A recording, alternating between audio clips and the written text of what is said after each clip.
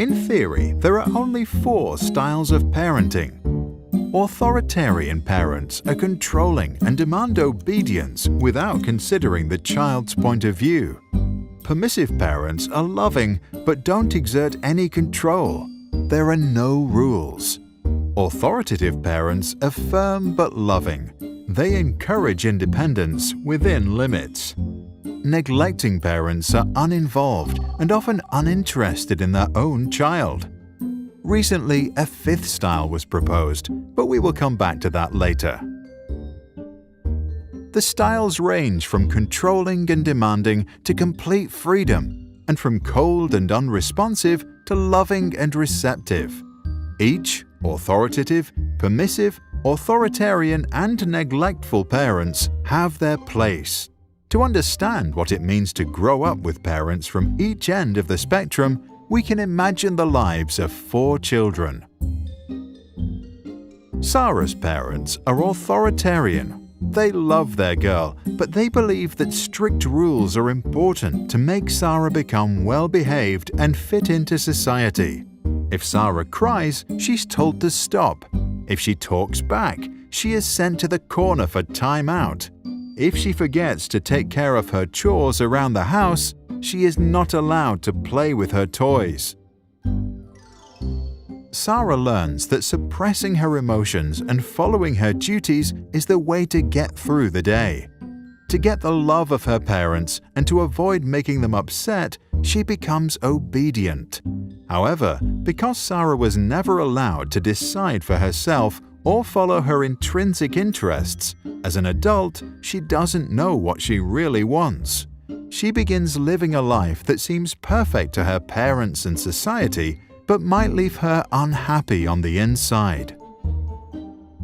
Permissive parents, like those of Peter, enjoy their little boy so much that they believe they should fulfill all his wishes, give him full freedom, and never say no. Peter enjoys full control over his parents and gets whatever he wants. If he doesn't want to walk, he'll be carried. If he wants ice cream he gets. If he wants to play games, he'll be playing them all night.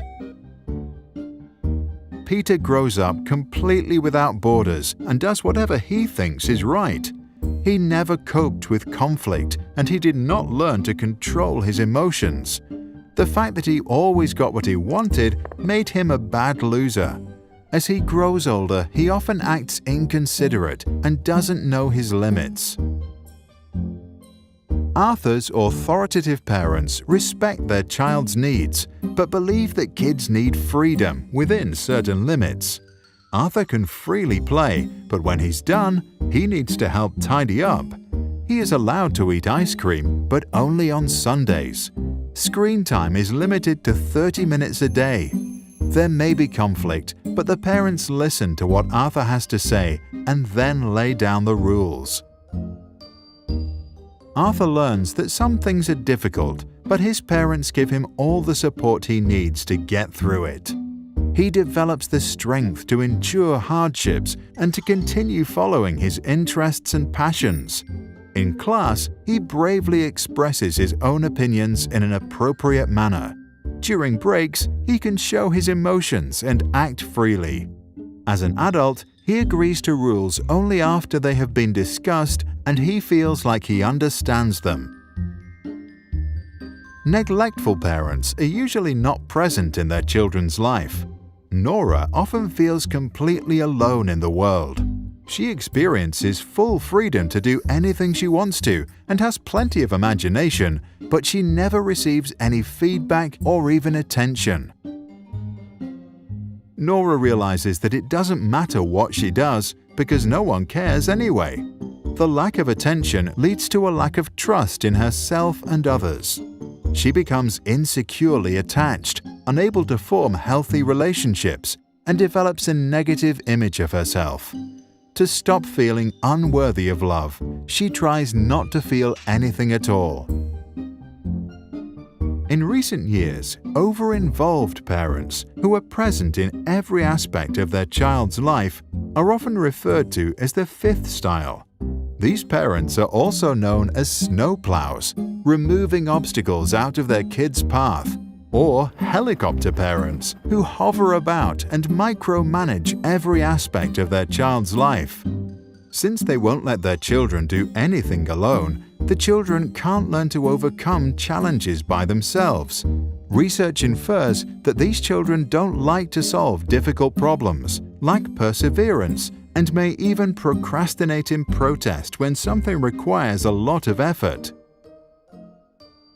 Since most research on parenting is based on self-reports and was done in the US and Europe, it is not clear how strongly the observed effects will hold up in controlled observational experiments or in other parts of the world. The 4 parenting styles were first introduced by psychologist Diana Baumrind. For good parenting, she advised balance of demandingness and responsiveness. Add to that the wise words of Maria Montessori to never help a child with a task at which he feels he can succeed, and parents should do pretty well. What do you think? Should parents resort to a specific style, or should they decide what's best to do in a given situation, as long as they don't neglect or abuse their child? To download this video without background music and learn more about the topic, visit sproutschools.com. For a free masterclass on attachment parenting, see the link in the description below.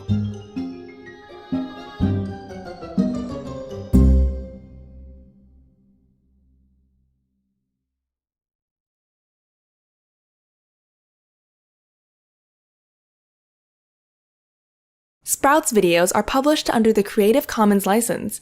That means our videos are free and anyone can download, edit, and play them for personal use. And public schools, governments, and nonprofit organizations can also use them for training, online courses, or designing new curriculums.